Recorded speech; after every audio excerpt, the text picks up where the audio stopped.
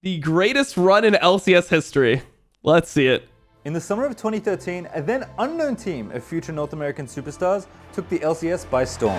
And he's got to hit the Nexus with their eyes on the Nexus, their eyes on the summer split, completely undefeated. In an instant, Cloud9 became a household name in the esports community and were going to become one of the most successful esports organizations in the world. Despite their early dominance in the league, 2015 held a very different feeling for Cloud9 fans. True. The pinnacle of league competition, the World Championships, is just around the corner, and C9 are facing a brutal reality. They are absolutely f***ed. To understand Damn, absolutely fucked. Wait, how are we doing in the standings back then? brutal reality. I remember this split we were smurfing. Oh, we're 8-4, but I think that we were because we ended up first in regular season the split. So I don't remember. I think we had like easy schedule towards the end. They are absolutely f***ed. To understand how they got into this position, why this situation is so damning, and how they could possibly recover their awful season, we'll need to go on a journey. One that will take us back through time when the LCS was simpler and the world was brighter. One that will ask how one player could influence the outcome of a match like no one else could. And the wildest thing, this isn't for a trophy or a spot in the playoffs or even a qualify for the LCS. But this is the greatest run in LCS history. Oh my god, I'm gonna kill myself in game. Because right now, only one thing is certain. The Cloud9 of old is gone for good. Damn. While there are many great moments in LCS history, this is the league's only miracle. To understand why this moment in 2015 Wait, I kind of like this esports garage thing. I kind of like channels like this. is so significant for C9, we need to go back and take a look at their debut. Because, put simply, no team in the LCS has ever debuted like this one. Back in 2013, the game was newer, League Esports was still finding its footing. Hey, look at us, second place. Look at how triggered we are. Back in 2013, the game was newer, League Esports was... Look, we just qualified to LCS, and we only won, for second place, we won 10K less. This is like when the prize money mattered so much, because like your salary was like 800 a month. First, second, third. Bro, how does first only 40K, where second is 30K, and third is 25? Like, that seems crazy, bro. That seems crazy. Was still The finding its homies back footing, then, bro. and the LCS was only in its second ever split. This was not the professional, highly polished, franchised LCS that we see today. This was back when 5 guys, burgers, fries, and a dream could make a run from solo queue all the way. My boy, Don't Mash Me, bro. Don't Mash Me literally he didn't have like, he wasn't on a team that had a sponsor, right? So like he wasn't getting paid to go to events, and like Riot didn't pay you to go to events either. It was like up to your sponsor, and like you just had to like find your own way there. So Don't Mash Me stayed with my roommate from college. My roommate from college wanted to fucking go to an event because this is like, it was regionals. Because regionals was in Seattle, and like we were probably gonna go to Worlds. It's like most likely we were gonna end up going to Worlds. We were like always top 3. So my roommate from college wanted to see me qualify. Like my homie wanted to see me qualify for Worlds, and Mash had nowhere to stay. So Mash just stayed in my college roommate's friend hotel room. My college roommate, whatever, his hotel room during this tournament. It's fucking crazy. Way to the pro scene. And Cloud9 catapulted from the cash registers of McDonald's right to the peak of North American League of Legends.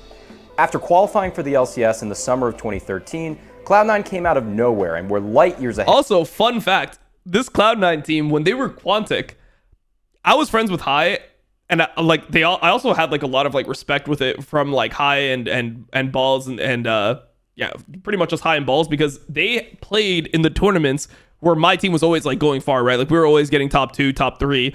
And this team that became Quantic, it had originally, I think like Nubby Pooh Bear was on the team. Who else was on that team? That old Quantic team. I mean, there was just a bunch of random people that they brought in and out. I think Sneaky came from Dignitas Academy. Yeah, Meteos wasn't on the team yet. They were just like a random team of just homies. And because I was good friends with High, like I also like was somebody who he looked up to in a way at that point, because we were the teams that were having success. There was a low-key chance that I could have joined this team if I got unbanned halfway through the year. Like if I got unbanned halfway through the year, I was like, damn, bro, like I've got value still. Like this is a team that I'm friends with. I could potentially join this team. Coast was another team that was like trying to get me on the team. There was a possibility that I joined Curse the Split earlier. Like there was a chance from Riot that I got unbanned, and then they just denied me after 6 months. They said, if you're on really good behavior, no infractions in solo queue, we can potentially unban you after 6 months. Did that, didn't type, no infractions at all, still kept on being banned. Ahead of every other team at the time with 5 brand new players. Videos ran circles around you? Hell no. Like, people forget, like you can literally watch the tournaments that we played. Let's see. Curse Academy versus Quantic. And it was, what one was this? It's like IPL qualifier or something.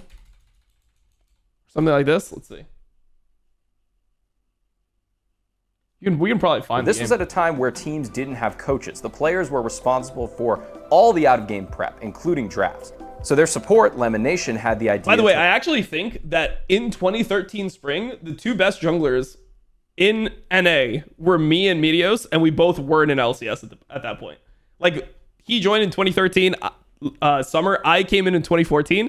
You got to remember, like, the people that were considered the best junglers at that time were like Saintficious, Odd One, Crumbs was considered good. Like, those were the junglers in 2013 spring. I was banned, and Meteos was not in the league yet. And that was like how the league worked. I think in season 4, like, it became a lot better because like Amazing joined, like Amazing, Dexter, me, No Name, Meteos. Like, that was the people that became the best junglers that split. But at this time, I think the best junglers like in North America weren't even in LCS. To write down their drafts in a notebook and carry it on stage. Now, I know this sounds ridiculous. Draft prep sheets are the standard everywhere today, but Lemon created a formal written system about how they should approach their games and champion choices before anyone else, which, believe it or not, was a genuine step forward for a pro team at the time, especially in somewhere like NA that didn't have the more entrenched pro gaming roots of somewhere like South Korea. And Cloud9's belief in their meta reads paid off instantly, bringing out new picks like Elise, Zac, Ashe, and Zyra. Cloud9 were ahead of the meta and knew what power picks they could exploit against their less prepared rivals. They were also just really good. The jungler Meteos was so dominant that junglers from China and Korea went on the record saying they studied his VODs to improve, and he almost certainly would have won MVP if the award had existed at the time. Balls was tearing it up on his signature rumble in the top lane, and Sneaky was the same brilliant. Best player on this team was High. High was like the player that made this whole team function. Like, the person, so in the community, like, Meteos got a lot of hype. I think, like, because his KDA and stuff, he got a lot of hype. There was like the Lemon Nation notebook thing. He got a lot of hype. I always thought that like High was the GOAT of this team. Like, High was so smart. He was like the shot caller. He was so smart. He was winning lane like all the time back then too. Like, he was still considered like mechanical beast. High was like crazy in season 3. Season 3, season 4, High was just insane. And versatile team fighter that he'd be for the rest of his career. And all this without mentioning their captain and mid laner High. Still to this day, one of the most influential players from North America. High was an aggressive, in-your-face laner pulling out picks like Zed, Jason Cannon, who was always pushing himself and his team to take every advantage they could. But more than his early mechanical prowess, High is still to this day synonymous with shot calling. Got this game, guys, come on! No matter the situation, High was able to find the right openings in a game, rally his team behind him, and thread the needle to victory. Although at this point they were so dominant, it was less like threading a needle and more like the Kool-Aid Man busting through a brick wall. This team had no established superstars to carry them when they came in. No Doublelift, no Hotshot GG, no Dyrus, no Reginald. The old guard had no power here. C9 didn't need them. While NA's other teams still played like 5 individuals, each doing their own thing, Cloud9 looked like a cohesive unit. They had a lot of personality, and their gaming house was probably a biohazard, but above all, they seemed to be friends both in and out. This is when esports was so much more fun. This was way more fun than anything you see now. Now it's just like all commercial, it's all professional. Like, it lost some of its charm. This was the time where it was like perfect to be a league pro. It was so fucking cool. Now you get paid a lot more money, but you don't have this experience. This is an experience that is like the most fun I've ever had, I think, in my entire life. Game. Did you set that up yourself, Balls? What? You just put tennis rackets and balls on your bed to show that you do that? No. Yeah, you did. No, There's no way. No, I didn't do that. Yeah, oh, I'm done with the day of tennis. Oh, right here, my bed, perfectly placed. This team was lightning in a bottle. C9 were really the only LCS team to ever achieve what the LCS in that era was all about. The idea that anyone could grab a couple of buddies and go from their bedroom to playing in an arena in front of thousands of fans if only they were good enough. I think that's why this original Cloud9 roster meant so much to so many people, including me. I started playing League and watching the LCS in summer 2013, and C9 were the team that made me fall in love with competitive League. I projected my friends and I onto their story and dreamed that one day we'd make it too. And they must have had a pretty big impact on me because 11 years later, I work at the LCS. They were new, just like I was, and they kept winning into the next year. To my 13-year-old eyes, it looked like this golden age would last forever. What could go wrong?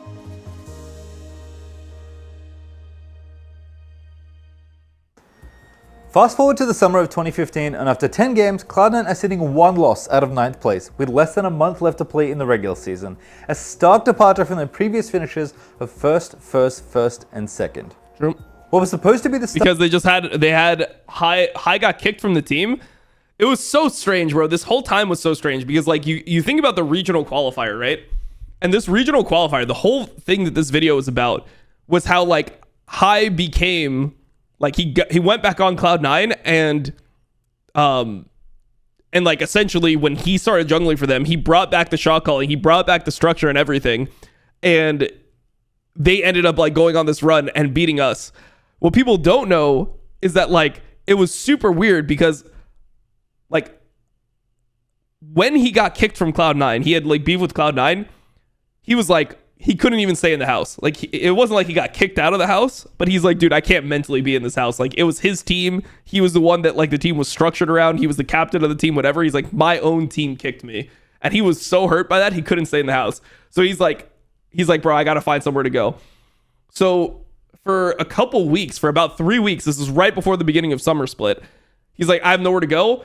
He called Steve and Steve was like, yo, like you can come stay at the house. So High was my roommate for the beginning of this summer split. Like while he's not playing in LCS, when he's just like a bench player or whatever, like used to do nothing, like you're a bench player, like he wasn't involved in anything. The team was living in like San Jose or whatever. They were still flying down every single week. So he drove from San Jose to LA and became my roommate for like 3 weeks randomly. And he was one of like my best friends at that point. Like we were just like, we would hang out all the time. When he moved like 2 blocks away from us. So he was like still like hang out there. Like we would always go and go to his apartment. I mean, maybe it was one of my best friends, but he was somebody I was close friends with. Like, and he was somebody who was my roommate for this period. And then he's like, oh shit, I guess I'm rejoining Cloud9. I'm like, wait, bro, like what? Wait, I'm just competing against you in fucking Gauntlet? Like, I'm competing against you in the fucking Gauntlet? Like, randomly in like a few weeks or some shit? Like, you're the homie, you're just there. It was like, yeah, good luck, brother. It was weird because like back then, I mean, everyone was kind of like homies. So like Bjergsen was one of my good friends. I competed against him all the time. Like you just, like there was a more like close-knit unity among LCS players in general because it was just like you guys were all doing it together. And it was such a crazy experience to be a pro player at that time that you just like, there was more bonding and stuff. Crazy. Start of a new era for C9 has quickly turned into a nightmare. With the losses mounting, C9 aren't just staring down the barrel of missing the playoffs for the first time ever, they're at risk of getting relegated. In a 2015 LCS world with no venture capital, no huge sponsors, and no guarantee they'd ever make it back, it could be a death sentence. With elimination from playoffs on the horizon, they have officially entered panic mode. So what happened to the once dominant org? How did a team who could seemingly only win the LCS fall so far that they stand almost no chance of winning the trophy? Well, for starters, C9 have lost their literal centerpiece. Shortly after spring finals, High announced a shock retirement from professional play, citing his ongoing battle with injuries and his playstyle not being viable anymore. Which like wasn't even like, it wasn't like he literally just got kicked from the team. Like he wanted to play and the team just kicked him for Jensen, which I mean, now looking back, it's like, yeah, Jensen ended up being a phenomenal player. But at this point, I mean, High was like the only reason this team functioned and it's the reason for the downfall, right? Well, how did that happen? After High and Cloud9 set the LCS on fire back in 2013, TSM, the team everyone thought were going to win it all, had to go back to the drawing board. They didn't take a single game off of C9 in summer, and their titular solo mid and owner Reginald did a very un-Reginald-like thing and announced his own shock retirement. To replace him, he made one of the most impactful roster decisions in LCS history and picked up a young Danish prospect named Bjergsen. I'm Bjergsen. I heard you guys need a new mid laner. Who the fuck are you? In his first split, it didn't really matter. Sure, Bjergsen Nah, it's won. just like looking at this type of stuff, bro. Like it was so much different. The whole vibe, it was so much more fun back then. Like even as a viewer, it was probably more fun. Like, oh, this was actually the golden era of esports. Now everything is just not the same, bro. It's just not the same. MVP in the regular season, but Hai had his number in the playoffs and didn't die a single time against TSM on his way to finals MVP. C9 had just won their first 2 splits back-to-back. So how did Hai go from finals perfection to retirement in just 1 year? 3 weeks after spring finals, one of Hai's lungs suddenly collapsed, leaving him hospitalized. And despite streaming from his hospital bed less than 48 hours after the accident, he wasn't able to attend All-Stars in Paris. Around this time, Hai also started experiencing chronic wrist injuries that severely limited his ability to practice with the team, leading to a slow decline in his individual skill. At first, it was impossible to tell. Cloud9 had a slow start to 2014 summer, and Hai occasionally had some tape on his wrist, but they barely managed to squeak out first place in the regular season, and they kept their undefeated Bro, how record the in fuck playoffs did we alive. end up 4th place this It split? wasn't until their Like, look at this. 13 and 15. Look at how much parity there was in the LCS. 8-team league, 28 game split, and there's only 8 games between the best team and the worst team in the league. Like, this is actually a competitive fucking split. I remember this was probably like the hardest split I ever played. This was the most competitive split I ever played. out first place in the regular season. Like, LMQ was good as fuck. They're in there. That's the legendary Cloud9 roster. This is TSM with Bjergsen. They're only 3 games up on us. This is like the amazing Bjergsen roster. This is the team that ended up winning the entire split. The double lift roster is 13-15. Dig was actually good. They started with like 7-8 wins like early on in the split. Then they fell off. Like, this was a fucking banger split, bro. This was a banger split. This is what everyone was just like. Everyone was just grinding for it, bro. You just felt the tension in the league at this time. I'm getting goosebumps just thinking about it. And they kept their undefeated record in playoffs alive. Oh shit, that's us. Semi-final. Oh my god, what happened to us in this game? 25-5. We just got stomped. Wait, the Tristana. Wait, Sneaky is just 11-0. It wasn't until their This is like the day before the LMQ series, by the way, as well. straight finals versus TSM where cracks. Cloud9 in playoffs, they were just like, their prep was just way too good. This is like when we realized we needed a coach, because it's like, wait, they have like a coach and they're like prepping, and we just don't prep. started to show. We probably should start prepping. Things were business as usual in game 1 and 3 when Hai got on his signature Zed, but with Zed off the table in games 2 and 4, Bjergsen beat him out easily. Hai did okay in the climactic game 5, but couldn't carry on Yasuo in the clutch.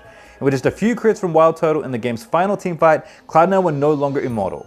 For the first time, they had underperformed Crazy. compared to their standards. No one thought this was going to happen, by the way. Like, in terms of the community, everyone thought Cloud9 was just winning again. And now this does feel a bit unfair given Because, that like, if you think about it as well, right? I'm going to add a ton of context, bro. This reaction, this is going to be a long-ass video, but I'm going to be adding a ton of context because I literally lived through this period. I played in these splits, right? If you think about the trajectory of the teams, the other side of the bracket was considered weaker. Like, TSM versus LMQ, it was a pretty close series where TSM ended up winning, and people thought that we were actually pretty good at that time because we had 3-0'd CLG. CLG was considered good. We were supposed to be the harder side of the bracket. Like, the other side had Dig, LMQ, and TSM. Our side had CLG, us, and Cloud9. We 3-0'd CLG, like, bitch smacked them, and then Cloud9 3-0'd us. So it made Cloud9 look super fucking insane coming into this finals. And then they ended up losing. previous standard was perfection, but heavy lies the crown. But nobody was upset at Hai just yet. That series was down to the wire, and it could have gone either way. The real dip in form came at the 2014 World Championship in South Korea.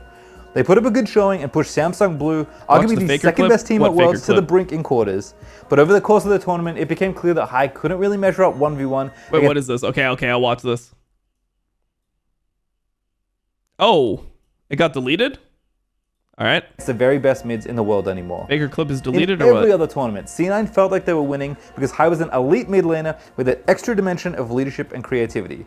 But at Worlds, it felt like they were just using that creativity to get out of tight spots created as a consequence of their mid laner being behind every game. And if Faker's rise to power in 2013 proved one thing, it's that having your mid laner be the best player in the server is a really good way to win League of Legends games. High's form continued to decline in 2015 spring. C9 had yet another slow start to the season, but could only recover to second place this time. I mean, it was And while only they still really Bjergsen that was like shitting on High consistently at that point. limped their way in the finals versus TSM, this time it wasn't even close. By now, the conversation around High's playstyle had changed from an elite mid laner with elite leadership skills to a supportive carry, which was code for he's intentionally sacking his lane so we can put all his effort and resources towards helping the team. Now, how much of this was cope from C9 fans like me and how much of it was legitimate is up for debate. But there was one thing that couldn't be ignored. High's wrist issues only continued to worsen. He went on to reveal in later interviews that he was sometimes practicing only half as much as his teammates at the time. I don't even know where it is. As his form worsened, his team started to lose faith in him, both as a player and a leader, making his shot calling less effective. He also lamented that the game had changed and his playstyle wasn't really viable anymore. You can't just let the other mid laner become the strongest player in the game and expect to win championships. It wasn't really that. He thought he could probably... Like, okay, so the biggest issue was that him and Meteos weren't working together anymore, because Meteos, if you remember how they used to play, High would just win his lane solo without any resources, and Meteos would just permafarm. And then Meteos would continue to permafarm in these splits, which was still fine, but like High would need help sometimes. He just wouldn't get help from his teammates. So it was like one of those things where Cloud9 learned how to play with their mid solo pressuring without resources put into him. And then when like the meta changed, it's like now people are like dual warding and people figured out how to play the game. Mid jungle was becoming a thing, or support jungle was becoming a thing, because Samsung Galaxy won Worlds in 2014. So when a team wins Worlds, everyone starts looking at them. What do? They start copying their strategies. People learn more about the game from whoever wins Worlds. Especially at this point, every time a team won Worlds, it'd be a massive like skill jump going into the next split, because one concept that the team would use would just become like just known by everyone. So 2014 Worlds happens. People understand support jungle warding because of Mata and Dandy. C9 wouldn't play like that. They would kind of play for like their jungler to like become strong in the game. Meteos was pretty low risk at the time. He was like low risk, like looking for like medium reward, I would say. Whereas a lot of like the other junglers started like ganking more. Like I came into the league, Amazing came into the league, No Name came into the league. Like I think all three of us were just better players than in season 3, like what they had in season 3, the junglers that were back then good, like Odd One, whatever. And because the game became higher paced, you suddenly needed more support jungle synergy and more support jungle help around mid lane. And C9 didn't do that, and High looked a lot worse as a result. And partly, there was definitely part of it that was on him, but this was a huge factor, I would say, as well, that like the community just didn't understand at this point. Stick it out for another split, but decided it wouldn't be fair to his team since things would only get worse. So he made the selfless decision and decided to retire from professional play. Completely inaccurate. He got kicked from his team.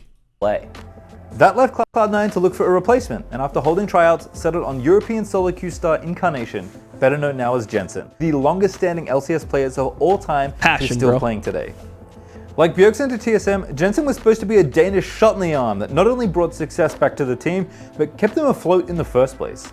Remember, this is the pre-franchising era of the LCS. Bad results didn't just mean your season was over early, really bad results could see you relegated from the league entirely, especially as interest and talent had begun to start flooding into the league.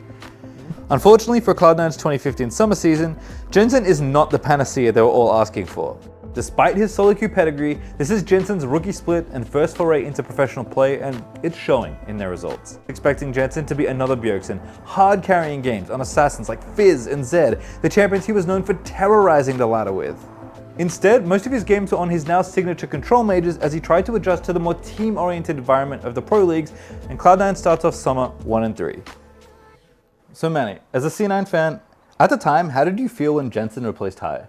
I was pretty shocked, to be honest. High was my favorite player, so seeing that they were getting someone new and he was retiring, I didn't see that coming at all. I didn't know about the injuries, but I kind of had anticipated that Incarnation, you know, I'd seen the dodge lull montage. I thought he was going to be slamming like Zed and Fizz every game. So when this man locked in AP Kog'Maw first against TSM, Like, I was like, what is going on here?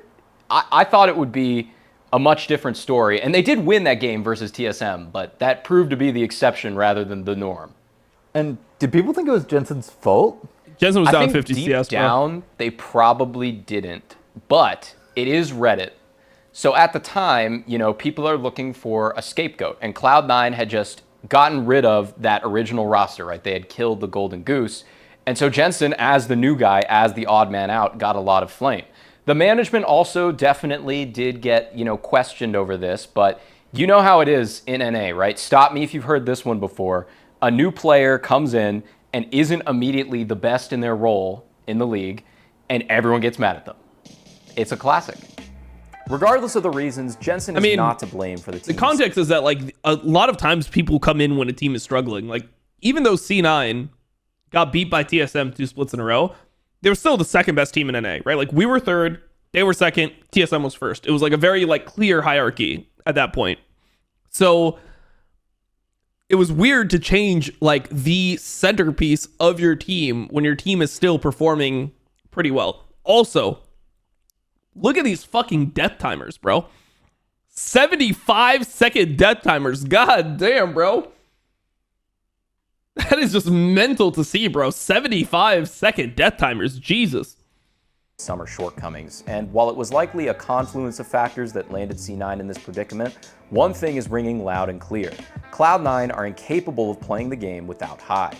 The leadership vacuum left in the middle of the map cannot be filled by C9's current personnel. So after week 5, sitting at 3-7, they make the only logical step. They bring High out of retirement and back onto the starting roster. If High's there, and Jensen's there, where's Meteos?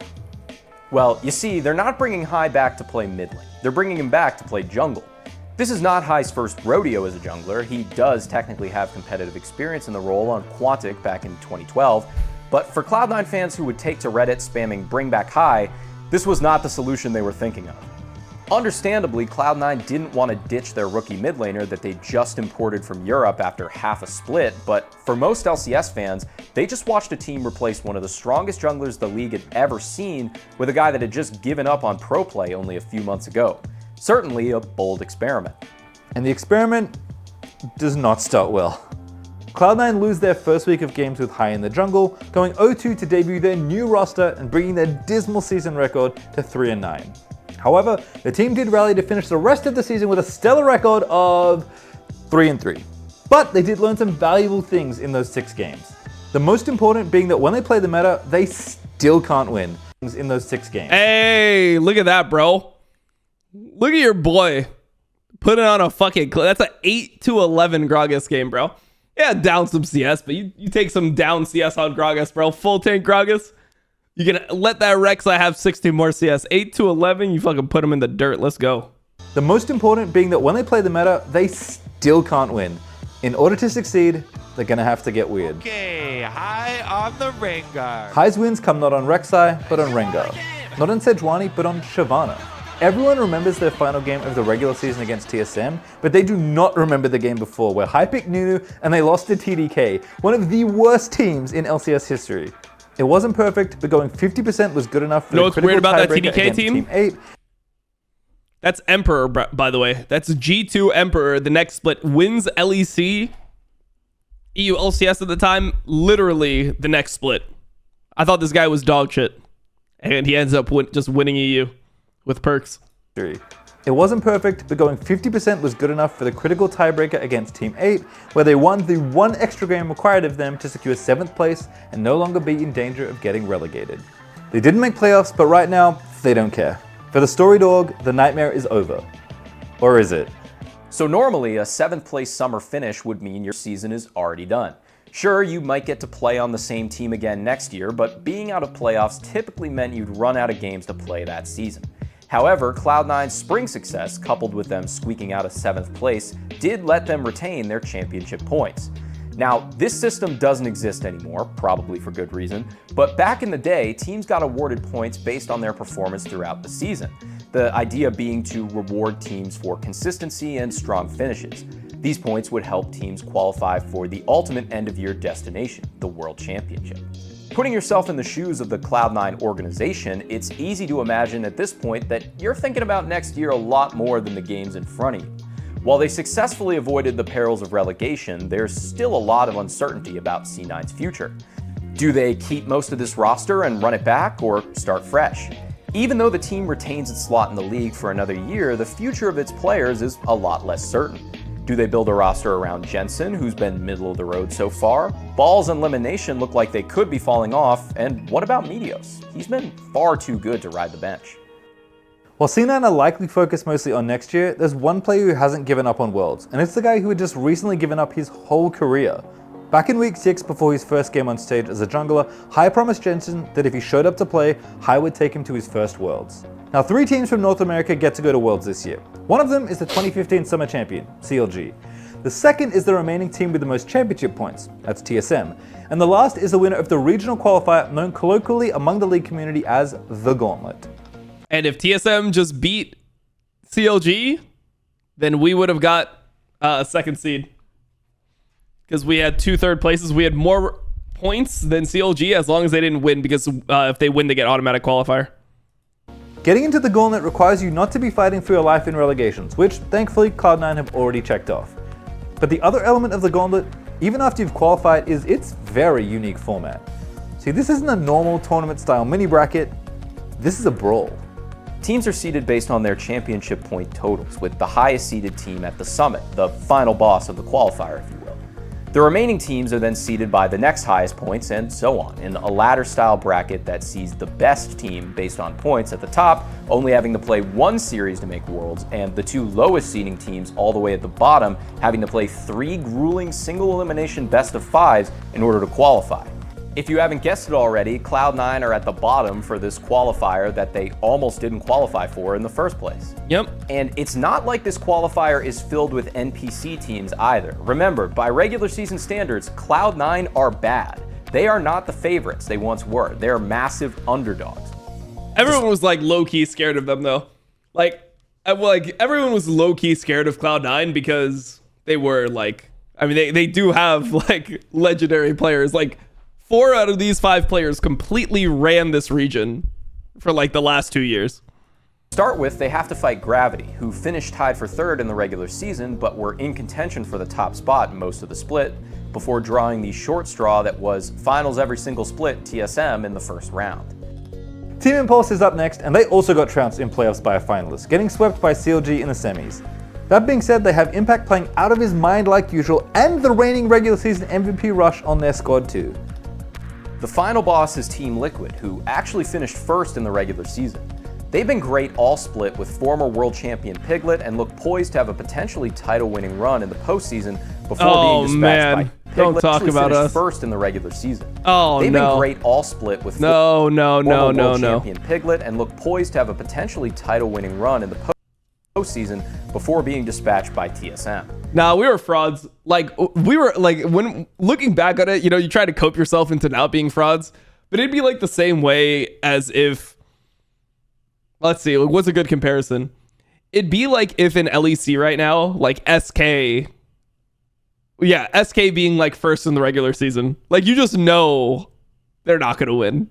You know, like, and I feel like people thought the same about us because the way we'd win was not a way that translated well. Like, the teams that always do well in playoffs are the teams that have like really good macro, that have like very like solid steps of the game. And like our team, it's like we didn't like each other. We all just played our lanes, played our positions, and then just just manhandled the enemy. Just tried to like steamroll them by just being like better in every position, which is not a winning strategy in a team game like League.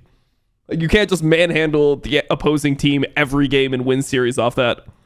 Oh, because eventually they're just going to just pick things that are not going to allow them to get manhandled. They're just going to like pick defensive things, not challenge you, and then just win through macro. One more thing, the Gauntlet is scheduled across just 3 days. Not only is every single series in the Gauntlet a do-or-die single elimination slugfest, but if they want to win, Cloud9 will have to play and prep the maximum amount of series. Why are they showing this a pro clip? league game in this era lasts the better part of an hour, making the 80-minute game, bro. The 80-minute game. My editor wanted me to react to this on stream. To react to my 80-minute game on stream.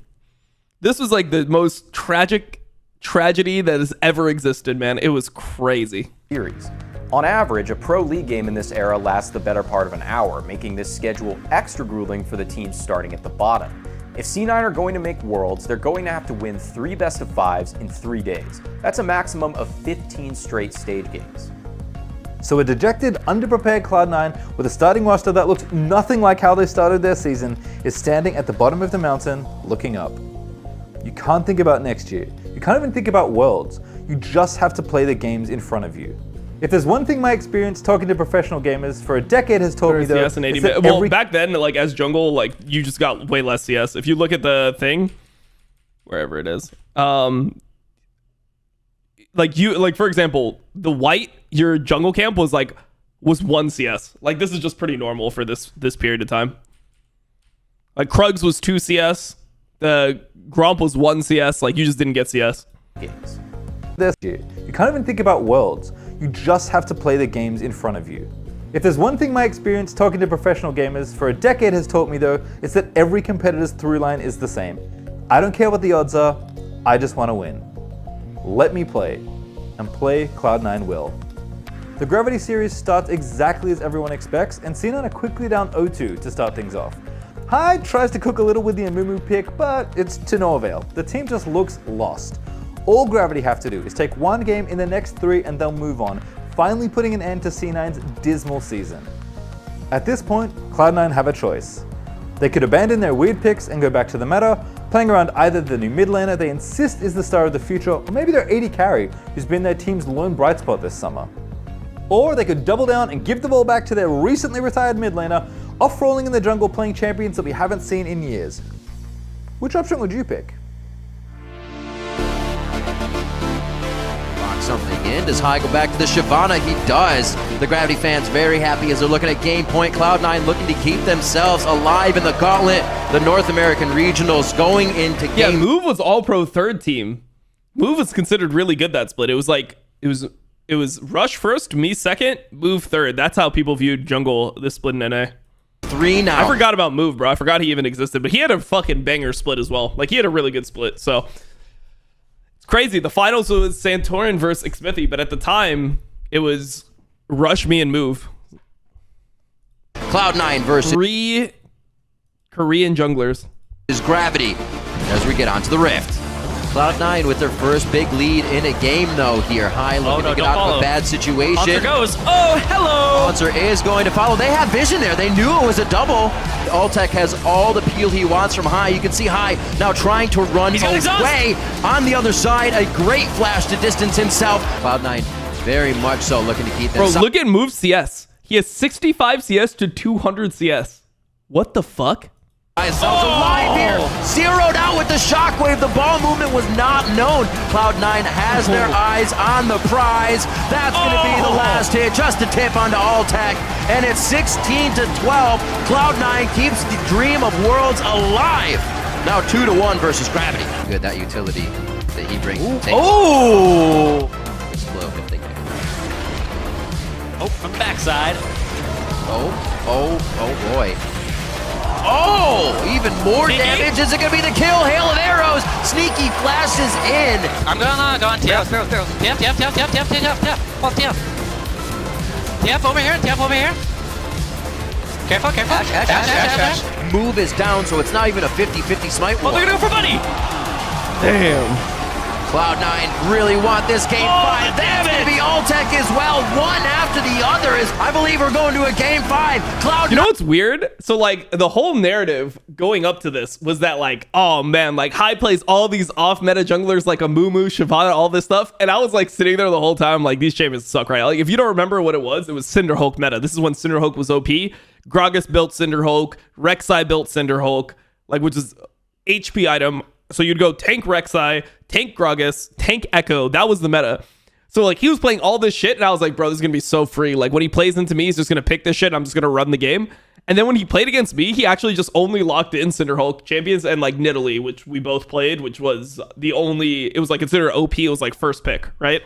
So it's so weird that like he did this versus all the other junglers where he was playing like Kha'Zix, Amumu, Shyvana, all this shit. And then versus me, he just played meta. Keeping the world's hope alive. and they're gonna get their own 2 wins over Gravity. Cloud9 and Gravity are going to a Game 5. High is there, no mana, but still staying in spider form, can finish it off. Flashes in with the red buff as well to keep move in range, and they are able to come back from the 2-0, or I should say 0-2 that Gravity put them in, to go 3-2 versus Gravity in the first gauntlet game of the North American Summer Split. Cloud9 are moving on to take on Impulse. Coming off the high of their reverse sweep of Gravity, one of the most impressive feats a team can pull off in a best of 5, Cloud9 have to collect themselves and come back tomorrow. Team Impulse is next, and things are no less bleak through 2 games. Only this time, the eye test looks much worse. Unlike yesterday, C9 give High the ball right away, giving him both his Elise and Devourer Shyvana, and he falls completely flat. Remember that High, an off-roll substitute, is being asked to go up against Rush completely flat. Ah, wait. They got reverse swept in this? They got reverse swept in the series? Really? Remember that High, an off-roll substitute, is being asked to go up against Rush, the reigning league MVP, and it kinda shows. Despite C9 throwing literally half their bans at Rush, he still styles on them. It's worth mentioning that High isn't on this team, in this role even, because he's the best person for the job skill-wise. Even High himself would likely admit to not being that strong of a jungler. He's certainly not as good a jungler as he was a mid laner, and for the myriad of reasons we've discussed already, his overall health and form is declining. Even though he's getting better every game, Jensen is still adjusting to the bright lights and is inconsistent. Balls and Lemonation are fine, but mostly just treading water and trying not to get exploited too hard against players that have shown a much higher individual skill ceiling this split. Sneaky, for what it's worth, is still the same player he's always been, and he is absolutely carrying this team at points. It's easy to focus on the new guys coming in for Cloud9, but Sneaky deserves a shout out here. He is once again consistently overperforming for this team in the clutch. But if there's a player to rally around for Cloud9, it's High. The same recent retiree that they brought back in a different role because his voice in-game was more valuable to the team than his position. If High is known for one thing, still to this day, many years after he's officially retired as a player, it's his leadership. His value as a captain, his ability to see the game in a certain way, to find angles no matter how small that lead to victory and rally his team towards them at full speed. It's High's intangible ability to get shit done that Cloud9 need again in this series. Somehow they found themselves in the exact same spot they were yesterday, down 0-2 against an opponent that on paper is just better. If they can't pull off another reverse sweep, their season is over. Surely there's no way they could come back from this. So, of course, they do it again. Another raid. But they don't! They didn't have Incarnation go solo the AD carry here, gets out the Shen ultimate, then gets taunted! But there's the jump! Bro, they gave Balls Rumble. What? Did we give Balls Rumble? We better not have given Balls Rumble, bro. You can't give this guy Rumble. What the hell? To the side, Windball buys a lot of time, and Gate gets jumped on by Sneaky the same. Now Elimination trying to run away, very low on health. Zeke's Harbinger is on, and that's a couple of kills picked up with the 2-for-1. Impact. Holy Sneaky Vayne. Next one, that's a huge fight. A Quadra for Sneaky comes through. Holy cow, Cloud9. The dream of their reverse sweep is here. Look at the jungler CS, bro. Look at the times back then. 66 CS, 76 CS. And Cloud9 close it out in 28 minutes. Team Vayne, Incarnation kills off Gate. Impact is next up. A 3-for-0. Cloud9 are coming back in this one. No need to. It's worked. Impact to the front side. Goodbye. Shen is down. No stand united, but there's the knockups. That's going to be the ace. That's going to be Cloud9. The dream of the reverse sweep is still playing out. And C9 are going to take down Game 4. They will knock that down. The inhibitor's open. They get out of Apollo. Here's the engage. The knockback by Azir. And goodbye. That's the first kill. Cloud9, they want to qualify for Worlds. Here they go. We were rooting for Team Impulse so hard at this point, guys. You don't understand how hard we were rooting for Team Impulse. Because, like, we had just beat them in the 3rd place match. The Gragas E-Flash. Like, you guys remember that. That was literally the series right before this, right? So we had such high confidence versus Team Impulse. We just knew how to play against them. We knew that Gate and Apollo were not going to carry. So as long as you don't let Rush take over the game, you're going to win. Like, as long as you don't let Impact and Rush take over the game, you're going to end up winning the game. So, yeah, I don't know.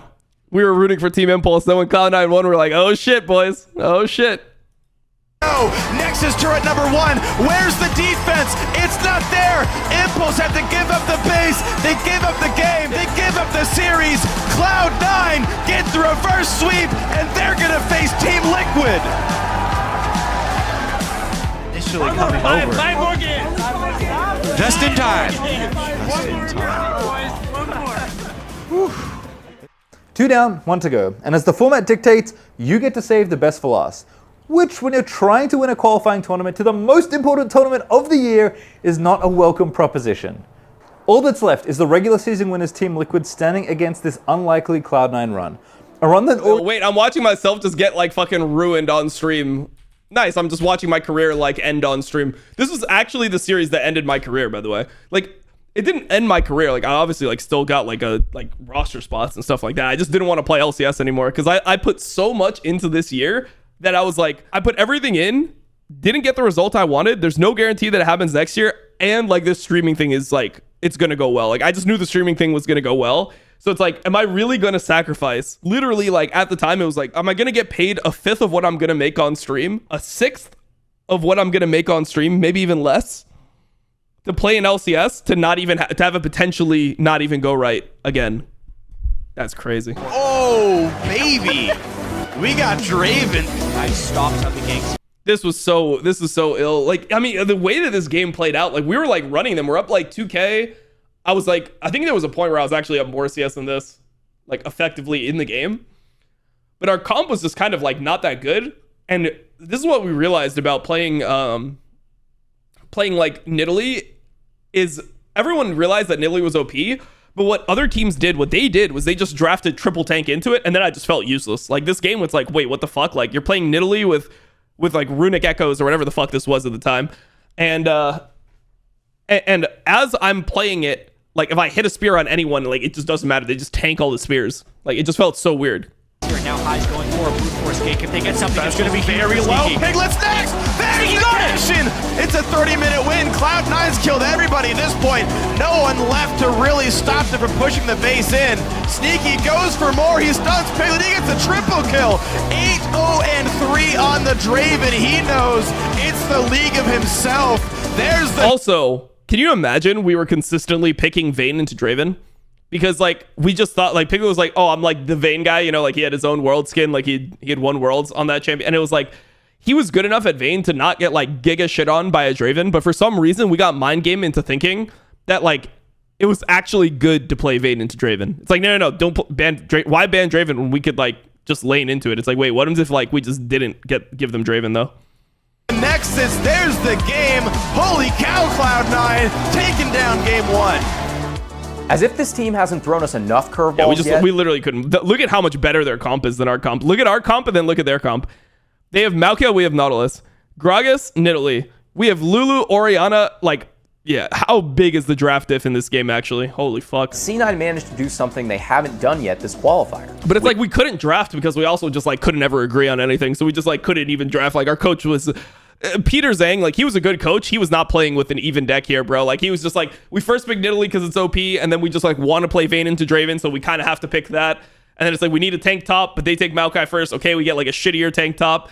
All right, Lulu is good with Vayne, and then it's like a Vayne is trying to kill like a bunch of tanks. I guess it like can work in theory, but it's not actually going to work. Win game 1. They will not need another miracle today. What changed? Momentum. C9 have all the confidence in the world and are red hot, having just played over half a regular season's worth of stage games in the last 72 hours. TL, on the other hand, haven't played a stage game in over a month. They are... What the fuck is he saying, by the way?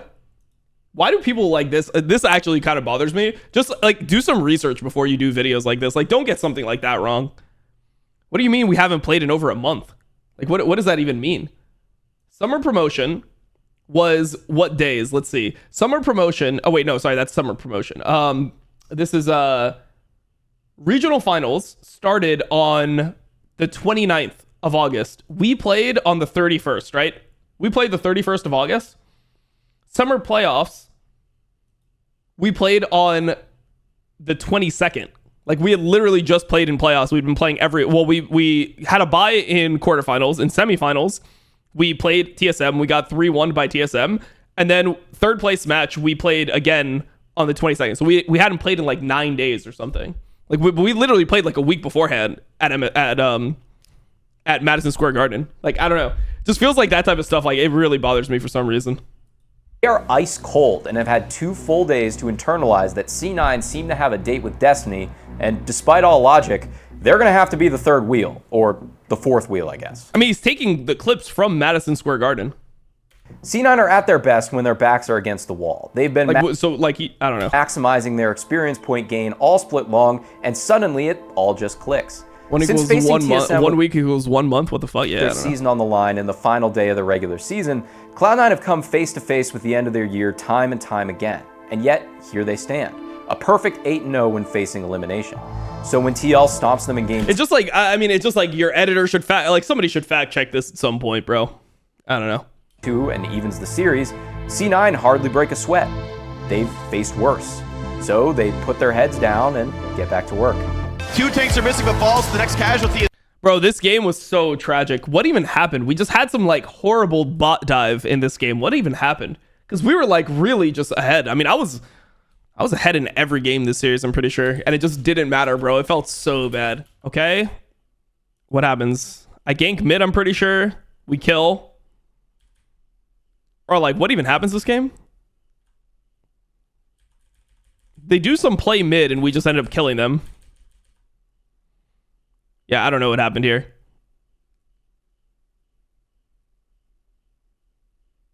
All right, cool. Do we give the kill to Phoenix? Okay, give the kill to Phoenix. Then I think I gank top. And we kill. I think I don't even have to do anything for this gank. Did I even do anything? Oh, nice. I steal the kill with my ultimate. Nice. It's my fault. GG. No, I'm just kidding. So what ended up happening? We just threw at their tier 2, I'm pretty sure. We just randomly threw at their tier 2 and like the game just ended. I'm gonna find the throw, bro. Because like we were like, because I remember the vibe of this game. Like we're like playing in between mid and bot turrets. We're like chipping them down. We got like a Drake off of it or something. Like we have good vision. Like I remember this is like, okay, we're doing our vision. We're like, everything's going well. If we made the plays early, we got our lanes ahead. What even happened? What even happens here? Piglet? Piglet? Piglet? Why did he just lose all of his health?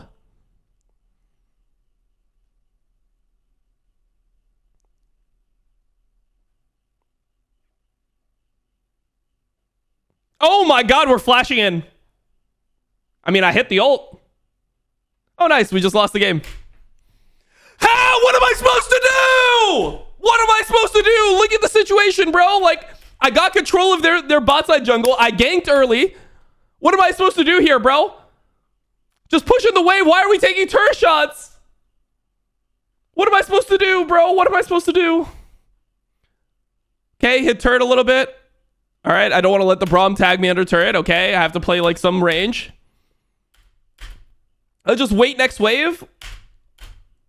What are we doing? I mean, I ulted him back off this. Like, why is Piglet 1 HP? What am I supposed to do, man? Why did we lose?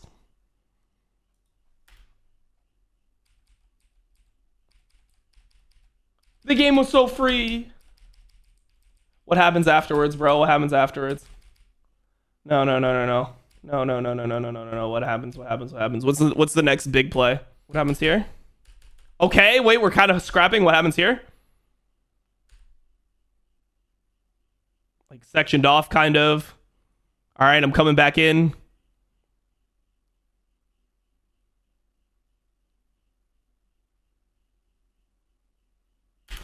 Could I have got a better Gragas ult? I'm like CC'd. I can't move. Maybe I can get sneaky there or something. Oh, I do get sneaky. He gets hit into like the corner of the wall. I mean, it's still good. How do we lose? No, how do we lose this game, bro? How do we lose this game? How do we lose this game? How do we lose this game? How do we lose this game?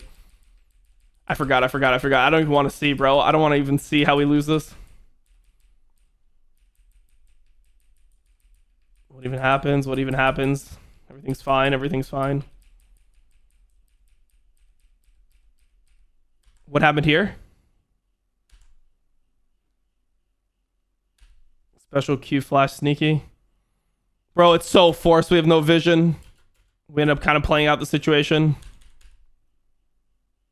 Nah, I can't watch this, bro. I can't watch this. I can't watch it. I don't even know what Stays happened. alive in the back. Sneaky fighting Piglet. The shield is in. Outer range for my E-flash. A 2 for 2. High is just trying to body them because the game is over. 57 minutes, 5 dragons, 96,000 gold and counting. No, we ended up gonna be one losing. game away How? from world. And it's not going to happen. Like, the game was so free, and then we just lost around Baron over and over. Secure on the Baron, but Quas getting jumped on. Incarnation High in the mix. They've already picked up Wait, did we? one, but they did trade for. Wait, we got Baron Quas here? getting jumped on from world. And it's not going to happen. Wait, we got Baron. In game, okay, so in game 4, we get Baron.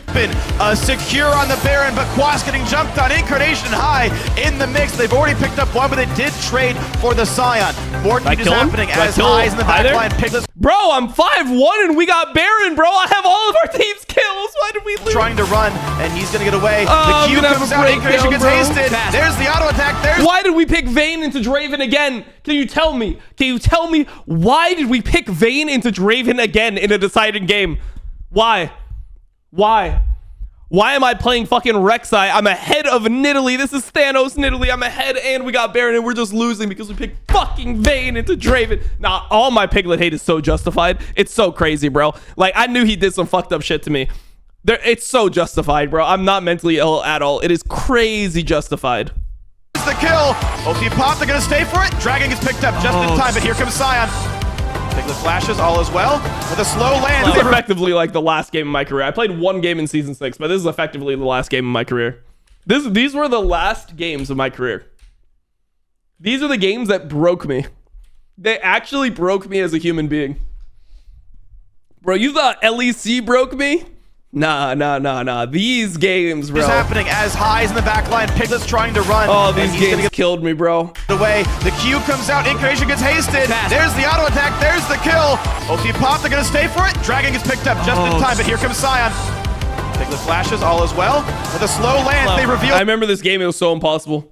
I'm playing Rek'Sai into these champs, bro. I'm playing Rek'Sai into this fat-ass Victor. Victor is just 9-1. Tim High's going to land this javelin. He does. Is he in the rain for the hunt? Yes, he is. There's the shutdown. This might be the push to send Cloud9 to the World Championship. 15 seconds. Here comes Scion. Into the backline he goes. Doesn't find a He's bug abusing, bro. You saw the turn? Remake. champion, but the turrets are in front already. Dominate takes a bind. Dominate takes a javelin. Turret 1 is gone. Turret 2 under fire. Piglet's up in 4. There's the knockups, but there's the cash. Bro, I remember these moments. Sneaky Like, it's like, bro, you're just so desperate. It's like, Piglet's up in 4. takes him out. Like, Piglet's up. Okay, we can fight. Like, The Nexus they go. A double for Sneaky. Piglet's back up, but Piglet's slowed down. Shockwave look at it, bro. The shockwave has some hit. time. Phoenix is 1 hit away, but cannot I'm like 1 HP. I can't kill do him anything. off. Incarnation zones him out. That's gonna be the Nexus. That's gonna be the game. Bro, I'm just, oh. That's gonna be a trip to the World Championship for Cloud9. And Lemon Nation almost can't believe it. From 7th place in the regular season to Worlds. Alright, I held my promise. I brought you to Worlds. Cloud9 emerged from the gauntlet bruised, battered, beat down, Bro, look at my teammates. They're all like crying and shit. but never, ever out. High keeps his promise, and Cloud9 does the unthinkable. They keep winning when everything and everyone surrounding them said they couldn't. They're a team Fuck whoever of made destiny. this video, bro. I remember watching this series Fuck with whoever made this video. 3 of my friends in high school jumping up and down, crowded around my big chunky Dell Oh, nice. I'm happy that you were jumping up and down. Nice. I was on the verge of killing myself in game. laptop on the last day of summer vacation. After they beat TL in game 1, it was like we It's like, I remember jumping up and down, pointing and laughing at the screen as that fucking loser IWillDominate was considering retirement. It was a great time to be an LCS fan. all knew that no matter what happened, no matter how bad I'm happy that you're happy, bro. If you're happy, I'm happy. things got, C9 were gonna win in the end. The fans knew it, the casters knew it, the players knew it. Hell, Jack had bought plane tickets to Korea before the series even started. Oh, nice. I'm happy they were confident enough for that. It was like after everything C9 had been through on those 3 golden days in August 2015, they had to win. They just had to. And with that, The greatest They had aura. They had aura and we had no aura. run in LCS history is complete as Cloud9 fans witness miracle after miracle after miracle and get to watch their team at war. Bro, and then this motherfucker High is gonna hug me after, bro. Ruined my life, bro. I took him in when he had nothing. As my roommate, bro, I was paying for his shit and everything. Then he just fucking takes me out of Worlds and he hugs me afterwards. Like, ah, bro, I send my regards. Fuck you, High. Worlds.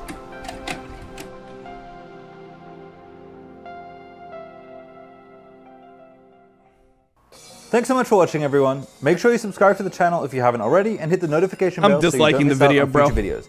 I'm Pastry, by the way. This is Manny. I'm disliking we both it. work on the LCS broadcast, but we're launching this channel as a passion project. There's and we'd no love it if you dislikes? stuck around for more.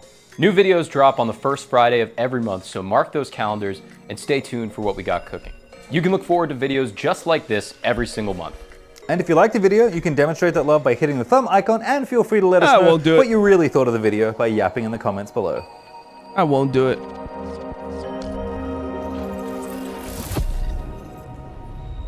Oh, Manny, how did C9 do at Worlds that year? You know, it's crazy they just ended the tournament after 3 games. All right, whatever, bro. I'll fucking like the video. I don't want to ruin the algorithm.